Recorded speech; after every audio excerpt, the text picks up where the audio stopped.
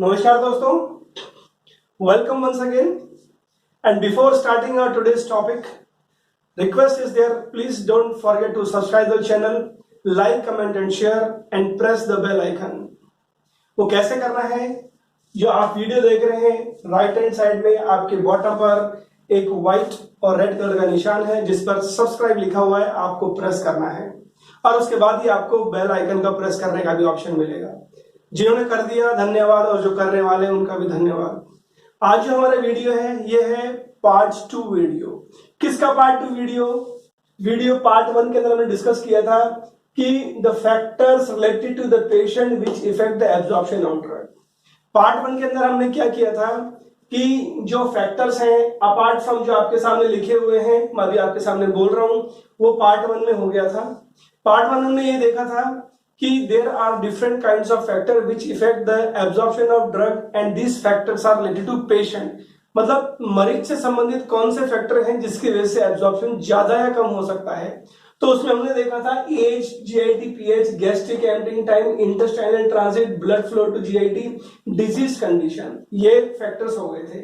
उससे कंटिन्यूएशन में अपना पार्ट 2 है और आज हम पढ़ेंगे effect of gastro intestinal contents. इसका मतलब यह है कि अगर जीआईटी के अंदर ड्रग के अलावा और दूसरी ड्रग मौजूद है तो क्या असर पड़ेगा। अगर जीआईटी के अंदर ड्रग के अलावा फूड है तो क्या असर पड़ेगा। इसके अलावा अगर जो वॉल्यूम ऑफ फ्लूइड है उसका क्या असर पड़ेगा और कोई दूसरी कंपोनेंट्स भी हैं उनका क्या असर पड़ेगा। तो ये तो एक तरह से ड्रग इंटरेक्शन हो गया। ड्रग इंटरेक्शन क्या होता है ये आप दूसरी वीडियो में देखेंगे मेरे। इसके अलावा एब्जॉर्प्शन से रिलेटेड और भी वीडियोस हैं।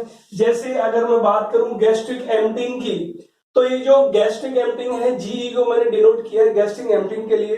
तो गैस्ट्रिक एम्पटिंग का बिल्कुल अलग वीडियो है और it is very much important क्योंकि पूरा वीडियो गैस्ट्रिक एम्पटिंग पे ही बनाया गया है क्योंकि ये भी ड्रग इंटरेक्शन से रिलेटेड है। तो again we will come to the answer of this question. Gastric emptying से रिलेटेड ड्रग इंटरेक्शन भी है, तो वो कैसे है हम देखेंगे एग्जाम्पल के साथ।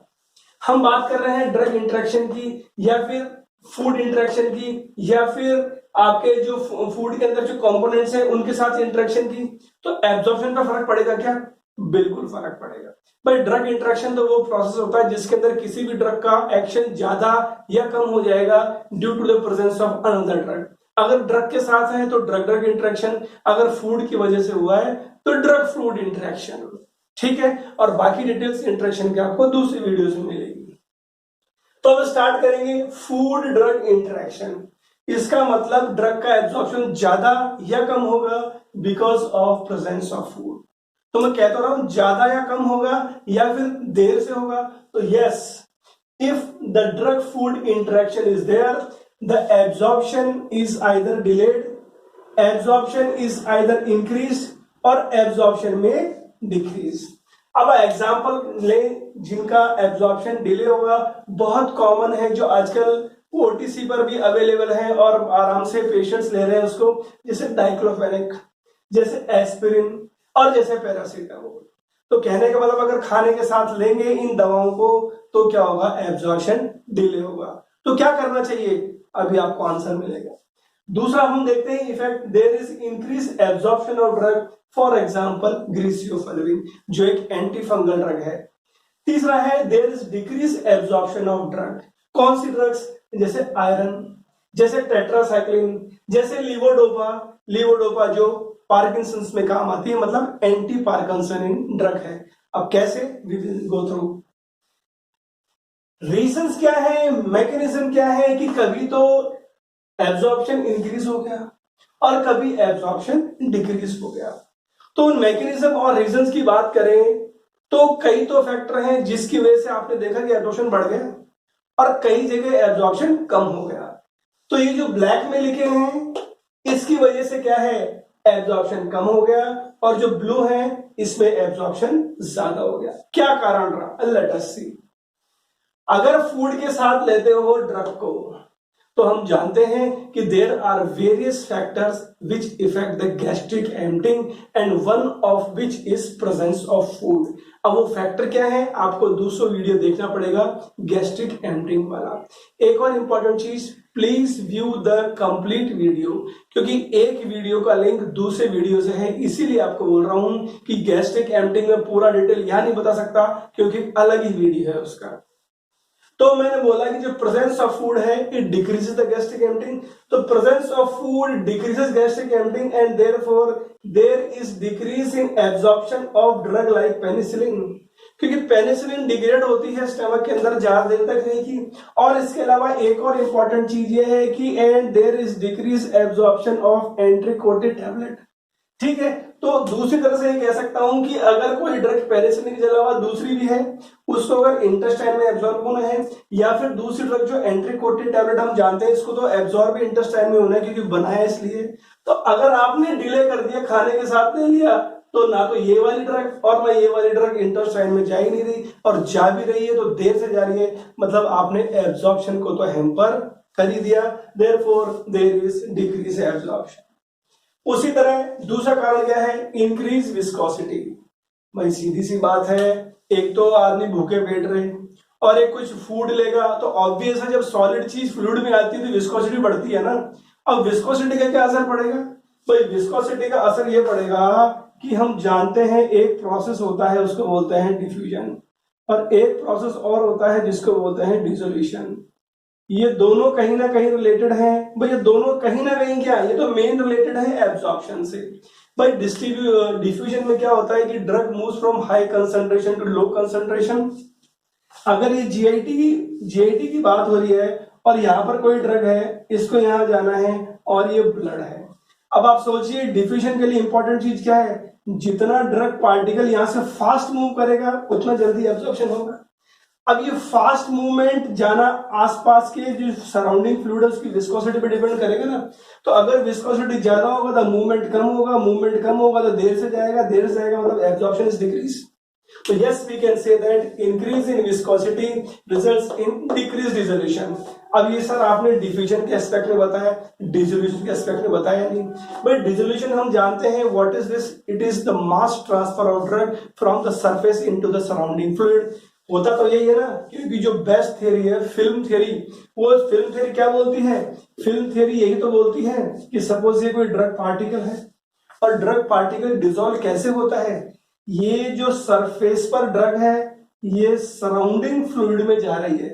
अब जितनी जल्दी सराउंडिंग फ्लूइड में जाएगी उतना डिसोल्यूशन फास्ट होगा, और हम ये मान के चलते हैं जितना डिसोल्यूशन फास्ट है उतना एब्जॉर्प्शन फास्ट है। लेकिन यहाँ पर आसपास अगर विस्कोसिटी ही ज्यादा हो गई तो डेफिनेटली डिसोल्यूशन भी कम हो जाएगा। तो हम कह सकते हैं increase in viscosity decrease dissolution and diffusion, therefore overall we can say that the absorption is delayed, या फिर हम कह सकते हैं डिक्रीज एब्जॉर्प्शन।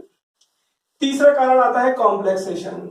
भाई कॉम्प्लेक्सेशन किस चीज का, जो ड्रग है उस ड्रग ने फूड के साथ कॉम्प्लेक्स बना लिया और वो कॉम्प्लेक्स पुअरली एब्सॉर्ब होता है।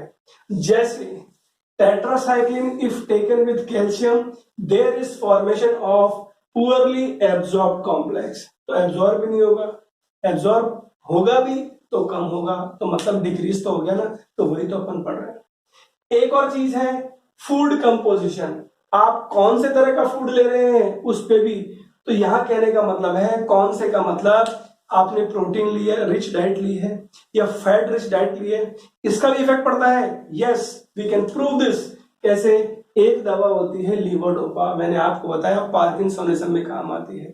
अब ये जो लीवोडोपा है ना, ये again I am giving you an example, suppose ये जीआईटी है और जो लीवोडोपा अगर मैं एलडी नाम से बता रहा हूं, ये लीवोडोपा अगर यहां से यहां जाएगी ना तो एक चीज होती है उसको बोलते हैं कैरियर, मतलब levodopa is absorbed by using carrier mediate transport. अब कैरियर मीडिएट ट्रांसपोर्ट का एक अलग वीडियो है मेरा, प्लीज गो थ्रू दैट, अपना डिटेल में नहीं जा सकते हैं। अब ये कैरियर मीडिएट ट्रांसपोर्ट तो है लीवोडोपा के लिए, लेकिन ये कैरियर क्या करता है, एमिनो एसिड को भी यही एब्सॉर्ब करता है। मैं कह रहा हूं एमिनो एसिड को भी ये एब्जॉर्ब करता है। अब आप सोचिए, अगर किसी पेशेंट ने लीवोडोपा ली है और साथ में प्रोटीन रिच डाइट ली है, तो obviously there will be competition between amino acid and levodopa for the same carrier. तो कुल मिलाकर एब्जॉर्प्शन तो कम हो गया। सपोज पहले 100 मॉलिक्यूल्स को एब्जॉर्ब होना था, लेकिन अगर एमिनो एसिड आ गया तो क्या हो गया, टोटल अमाउंट जो एब्जॉर्ब होने वाली थी लीवोडोपा की वो तो कम हो गई। मतलब पहले 100 हो रहे थे तो हो सकता है अब 50 ये होंगे और 50 ये होंगे, तो कंपटीशन हो गया। तो ये देखो आप कितना इंपॉर्टेंट है, composition of food is very important. इसी तरह आयरन का भी एब्जॉर्प्शन। अब आयरन में भी यह है कि अगर आयरन को एल्कली फूड्स के साथ लेंगे, ऐसे फूड्स जो जिससे एल्कली या बेसिसिटी बढ़ती है, तो एब्जॉर्प्शन कम हो जाएगा, ठीक है। लेकिन ऐसे फूड जो एसिडिटी प्रमोट करते हैं उनके साथ एब्जॉर्प्शन ज्यादा होगा। तो समझ में आ गया होगा आपको कंपोजिशन ऑफ फूड का क्या इफेक्ट है। तो हमने देखा ये वो कंडीशंस हैं जिसमें एब्जॉर्प्शन कम हो गया, पर ऐसा नहीं है कि फूड हमेशा एब्जॉर्प्शन कम ही करता है। There are the conditions where we can see that absorption of drug is increased also. For example, increase time होता है, ज्यादा देर तक अगर फूड के साथ लेंगे तो ड्रग ज्यादा देर तक क्या रहेगी, गैस्ट्रिक में रहेगी। कहने का मतलब गैस्ट्रिक एम्प्टिंग टाइम आपका बढ़ जाएगा। गैस्ट्रिक एम्प्टिंग टाइम बढ़ जाएगा मतलब ड्रग देर से स्टमक से इंटेस्टाइन में आएगी। तो मैं एक्सपेक्ट कर सकता हूं if the time is increase their is increase dissolution of poorly water soluble drug. जैसे एग्जांपल है ग्रीसियोफार्मिन, इसके अलावा और जैसे कीटोकोनाजोल। ऐसे ही क्या है कि जीआईटी सीक्रेशंस जितनी देर तक, कई बार क्या होता है कि जीआईटी सीक्रेशंस हैं वो खुद इन्वॉल्व होते हैं absorption of drug, particular drug की बात हो रही है। तो एग्जांपल कोट कर सकते हैं कि there are various GIT secretions which are responsible for absorption of drug. For example bile increases absorption, तो जितना बाइल मिलेगा उतने एब्जॉर्प्शन होगा। लेकिन ड्रग आपकी जीआईटी में रही नहीं, फटाफट ही निकल गई, तो बाइल से कांटेक्ट तो नहीं होगा ना, और बाइल से कांटेक्ट नहीं हुआ तो इमल्सिफिकेशन नहीं होगा, और इमल्सिफिकेशन नहीं होगा मतलब ड्रग का एब्जॉर्प्शन तो कम ही होगा। तो ये एग्जांपल है जिसमें बढ़ गया आपका एब्जॉर्प्शन। तीसरा आता है कि फूड को साथ लेने से क्या होता है, एक तो गैस्ट्रिक एम्प्टिंग रिटार्ड हो गई, मतलब मैं कह सकता हूं कि लॉन्ग रेजिडेंस टाइम, लंबे समय तक ड्रग रहेगी, प्लस एब्जॉर्प्शन साइट कांटेक्ट। ठीक है, अब ये एब्जॉर्प्शन साइट कांटेक्ट का मतलब ये है कि जब आप दूसरे वीडियोस देखोगे तो उसमें हमने देखा है एक चीज, मेरे द्वारा जो वीडियोस हैं प्लीज गो थ्रू दैट, उसमें हमने देखा है एक चीज होती है उसको बोलते हैं एब्जॉर्प्शन विंडो। एब्जॉर्प्शन विंडो का मतलब ये है कि कई ड्रग एब्जॉर्ब होती हैं जीआईटी पर एक पर्टिकुलर साइट पर, जैसे वो समझाने के हिसाब से बता रहा हूं, सपोज ये साइट है और कोई ड्रग इसी साइट से एब्जॉर्ब हो रही है, इसको बोलते हैं एब्जॉर्प्शन विंडो। तो अब अगर ज्यादा देर तक ड्रग किसी साइट पे रही तो मैं कह सकता हूं कि इंक्रीज साइट ऑफ कॉन्टैक्ट। ठीक है, तो इंक्रीज साइट ऑफ कॉन्टैक्ट से क्या होगा, there is increase absorption of drugs. ज्यादा देर तक रहेगी तो ज्यादा खिड़की खुली है, ज्यादा खिड़की खुली है तो ज्यादा एब्जॉर्प्शन होगा। तो सर एक तरफ तो एब्जॉर्ब हो रही है, एक तरफ डिक्रीज हुई है खाने के साथ, तो करना क्या है, तो एक जनरल रूल हम एक्सपेक्ट कर सकते हैं, and the general rule is best absorption of a drug takes place under fasting conditions. मतलब फास्टिक कंडीशंस में ही बेस्ट एब्जॉर्प्शन होता है। तो क्या हर दवा भूखे पेट लें, अभी उसका आंसर दे रहे हैं। इसलिए हम मान के चलते हैं कि the drug should be taken half an hour और मोर बिफोर मील्स। लेकिन इसका मतलब ये नहीं है कि हर दवा भूखे पेट ही ले लो। कई दवाएं होती हैं जो आपकी जीआईटी को इरिटेट करती हैं, जैसे आप लोगे 5-10 मिनट बाद आपको नोजिया वॉमिटिंग हो जाएगी, तो वो इतनी ज्यादा नहीं है, लेकिन ये ज्यादातर ड्रग्स के लिए रूल है। दूसरा ये है कि अगर खाना खा लिया तो it is expected that after 2 hours drug can be taken, तो 2 घंटे का गैप होना चाहिए। तो ये कहानी है फूड की। अब फूड के अलावा अगला आता है अपना factor volume of fluid. Volume of fluid का मतलब ड्रग के साथ आप कितनी फ्लूइड ले रहे हो। तो fluid volume also plays a role. How come? Example के लिए the drug is taken with large fluid, there is increase dissolution, increase gastric emptying and increase absorption. और ये देखा गया है, for example in case of erythromycin if it is taken with a full glass of water, absorption is more in comparison to empty stomach. अब हम जिस factor की बात करेंगे वो है कि जो ड्रग का एब्जॉर्प्शन है वो दूसरी ड्रग की प्रेजेंस से ज्यादा या कम होगा। मतलब the topic which we are to discuss is we have to discuss is drug drug interaction. एक ड्रग ऑलरेडी मौजूद है, आपने ड्रग ले ली तो क्या इफेक्ट पड़ेगा, लेट अस सी। अब इसके अंदर अगर एक ड्रग और दूसरी ड्रग का एब्जॉर्प्शन ज्यादा या कम हो रहा है दूसरी ड्रग की प्रेजेंस से, तो हो तो सकता है बिल्कुल, लेकिन उसके रीजंस हैं और रीजंस को या मैकेनिज्म को it has been divided into two different categories. या तो फिजियोलॉजिकल रीजन हो सकते हैं और या फिर फिजिको केमिकल रीजन हो सकते हैं। तो देखते हैं one by one. Physiological reason मतलब डिक्रीज गैस्ट्रो इंटेस्टाइनल ट्रांजिट। अभी इंटेस्टाइनल ट्रांजिट का मतलब क्या है, पिछले वीडियो में देखिए मैंने बताया, एक तरह से ठहराव से रिलेटेड है या फिर मैं कह सकता हूँ गुजरने से रिलेटेड है कि कितनी देर में ट्रक वहां से गुजरती है। तो if there is decrease gastro intestinal transit तो कम हो सकती है क्या, बिल्कुल हो सकती है। जो एंटी कोलिनर्जिक ड्रग्स हैं वो क्या करती हैं, इंटेस्टाइनल ट्रांजिट को कम ही करती है। क्यों, क्योंकि एंटी मोटिलिटी होती है। एंटी मोटिलिटी मतलब ड्रग देर से निकलेगी। तो yes, if the gastrointestinal transit is decreased by the anticholinergics, there is increased absorption of ranitidine, क्योंकि ranitidine ज्यादा देर तक रहेगी और ज्यादा अपना एब्जॉर्प्शन शो करेगी, ये एब्जॉर्प्शन होगा। और साथ ही दूसरा एग्जांपल है डिक्रीज एब्जॉर्प्शन ऑफ पैरासिटामोल। ठीक है, ranitidine जितनी देर तक स्टमक में रहेगी अपना एक्शन ज्यादा शो करेगी। अगला है इंक्रीज गैस्ट्रिक एम्पटिंग। तो गैस्ट्रिक एम्पटिंग ज्यादा कम होती है, बिल्कुल होती है। अगेन आई एम सेइंग, आप देखिए आप दूसरा वीडियो पूरा उसी पर गैस्ट्रिक एम्पटिंग पे है। तो gastric emptying can be increase by use of drugs which are called prokinetic drug, जैसे सीजाप्राइड, मूजाप्राइड, मेटोक्लोप्रामाइड। वो क्या करती हैं, increase absorption of drugs which are to be absorbed in the intestine. तो intestine में जो ड्रग एब्जॉर्ब हो रही है अगर फटाफट स्टमक से नीचे आ जाएगी तो obviously we can expect the absorption of drug is more. अगला आता है मेटाबॉलिज्म। अब मेटाबॉलिज्म में कैसे इफेक्ट करता है, भाई होता क्या है कि जो स्टेरॉइडल है और स्पेशली जो आपके ओरल कॉन्ट्रासेप्टिव्स हैं, ओरल कॉन्ट्रासेप्टिव्स में स्टेरॉइड मैंने इसलिए बोला क्योंकि स्ट्रक्चर रिलेटेड है हार्मोन से। तो अपन मेनली बात कर रहे हैं हार्मोन्स की। तो ओरल कॉन्ट्रासेप्टिव से हार्मोन्स है और हम जानते हैं कि जो स्टेरॉइडल ड्रग्स हैं और जो हार्मोनल आपकी प्रिपरेशंस हैं जिसका बेसिक स्ट्रक्चर वही होता है जो मैं बोल रहा हूँ, उनकी खासियत क्या होती है कि उनके अंदर एंट्रोहिपेटिक साइक्लिंग होती है। अब ये एंट्रोहिपेटिक साइक्लिंग क्या है, आप मेरे दूसरा वीडियो देखिए, पूरा डिटेल में दिया हुआ है। तो एंट्रोहिपेटिक साइक्लिंग के अंदर मैं शॉर्ट में आपको बता रहा हूं कि जो भी ड्रग अगर बॉडी से निकलना है तो एक मैकेनिज्म होता है उसका बाइल के थ्रू निकलना। Means the metabolite of drug will be excreted in the body through the bile, जिसको बिलियरी एक्सक्रीशन भी बोलते हैं। अब ये जो बाइल इंटेस्टाइन में आता है तो उसके बाद क्या होता है कि जो इंटेस्टाइन के अंदर जो माइक्रोब्स हैं वो जो आपका मेटाबोलाइट है उस पर और जो कॉन्जुगेट है साथ में, ठीक है, जो ग्लूटाथाइन कॉन्जुगेशन होता है एक्चुअली उस पर काम करते हैं, आपकी ड्रग फ्री हो जाएगी और आपकी जो मेटाबोलाइट जो कुछ अमाउंट है वो बाहर निकल जाएगा। कहने का मतलब अगर 100 मॉलिक्यूल्स अगर आपके इंटेस्टाइन में आ रहे हैं एक्सक्रीशन के लिए तो 10% एक्सक्रीट हो जाएंगे और 90% रीअब्जॉर्ब हो जाएगा। अब सर क्या कह रहे हैं समझ में नहीं आ रहा, इसीलिए मैं आपको बता रहा हूं, डिटेल में यहां नहीं आ सकता, आप दूसरा वीडियो देखिए। ओवरऑल हम कह सकते हैं कि the oral contraceptives they show enterohepatic cycling and this enterohepatic cycling is responsible for a proper duration of action in the body।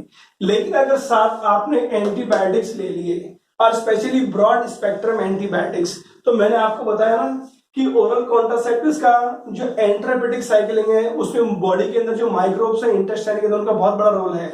तो जब एंटीबायोटिक्स लेंगे वो माइक्रोब खत्म हो जाएंगे, जब माइक्रोब खत्म हो जाएंगे तो एंट्रोहिपेटिक साइक्लिंग नहीं होगी and there are chances of failure of therapy. आप समझ में आ गया होगा कि ओरल कॉन्ट्रासेप्टिव्स जिस पर्पस से लिया जा रहा है वो पर्पस सॉल्व नहीं होगा। So how much interesting this drug interaction is. तो ये है फिजियोलॉजिकल इंटरेक्शन। अब आते हैं फिजिको केमिकल इंटरेक्शन, जहां पर क्या होता है कि पीएच चेंज हो गया, जहां पर क्या होगा एब्जॉर्प्शन या कॉम्प्लेक्सेशन हो गया।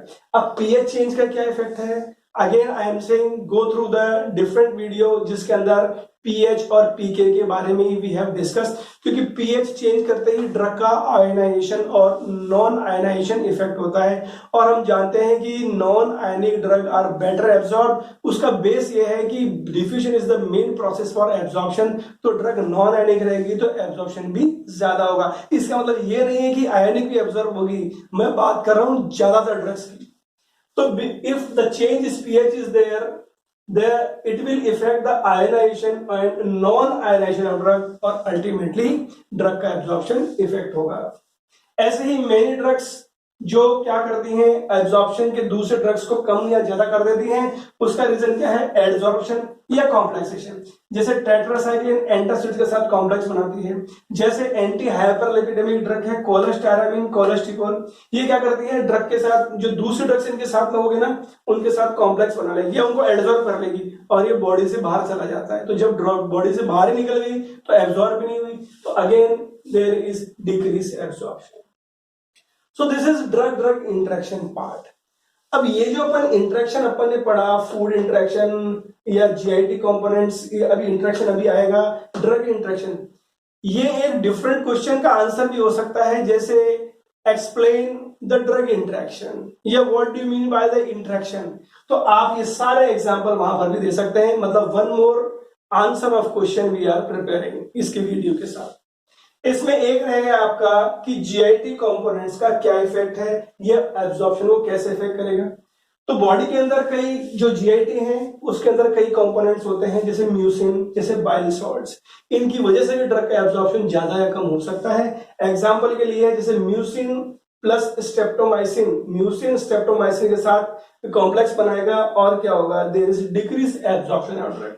लेकिन साथ साथ एक और एग्जांपल है जहां पर एब्जॉर्प्शन बढ़ जाएगा। For example vitamin A, D, E K, ये ऑयल सॉल्युबल विटामिन है। और यहाँ पर अगर बाइल सॉल्ट होंगे, और हम जानते हैं कि bile salt are responsible for emulsification of fats, तो बाइल सॉल्ट ज्यादा होंगे तो एब्जॉर्प्शन भी इनका ऑयल सॉल्युबल विटामिन्स का ज्यादा होगा। सो this is the story of patient related factors which effect absorption part 2। ये सारे फैक्टर हमने पार्ट 1 और पार्ट 2 में डिस्कस किए। Now before ending, one request is there, please subscribe the channel, like, comment and share, and please view the complete video, क्योंकि आपको realise हो गया होगा कि एक वीडियो में दिया हुआ लिंक या एक वीडियो में दिखाई गई चीज या डिस्कस की हुई चीज दूसरे वीडियो से कहीं ना कहीं लिंक जरूर करती है। Best of luck.